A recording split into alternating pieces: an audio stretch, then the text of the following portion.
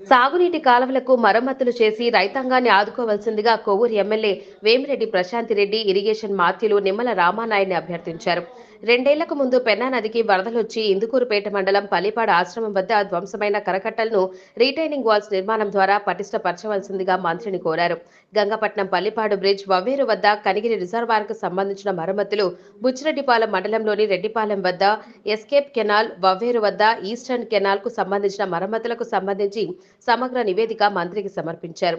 కోవూరు మండల పరిధిలోని Pothireddipalem high level canal, Padugupadu సమీపంలోని నక్కల మిట్ట కాలువ, లేగుంటపాడు, సదరన్ కెనాల్స్ పై దెబ్బతిన్న కల్వట్టులు తదితర రిపేర్లకు సంబంధించి వివరాలను మంత్రి దృష్టికి తీసుకువచ్చారు. గత ప్రభుత్వం పట్టించుకొని సాగునీటి కాలువల దుస్థితిని ఇరిగేషన్ అధికారుల ద్వారా ఎస్టిమేషన్లు వేయించి మంత్రి నిమ్మల రామానాయుడికి గణాంకాలతో కూడిన వినతి పత్రం అందించారు.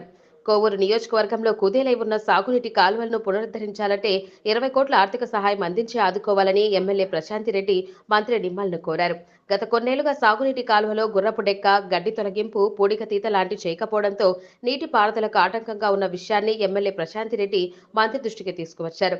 కోవూరు నియోజకవర్గ పరిధిలోని అన్ని సాగునీటి కాలువలలో పూడికతీత, గుర్రపు డెక్క, గడ్డి తొలగింపు పనులకు సంబంధించి 736.86 లక్షల రూపాయలు అవసరమవుతాయన్న ఇరిగేషన్ నిపుణుల నివేదికను ఎమ్మెల్యే ప్రశాంతిరెడ్డి మంత్రికి అందించారు.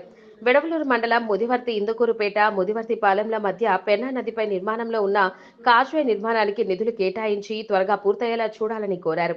ఎమ్మెల్యే ప్రశాంతిరెడ్డి విన్నపాలను విన్న మంత్రివర్యులు నిమ్మల రామానాయుడు సానుకూలంగా స్పందించారు. సాగునీటి పరంగా ఉన్న సమస్యలన్నింటినీ పరిష్కరిస్తామని తెలియజేశారు.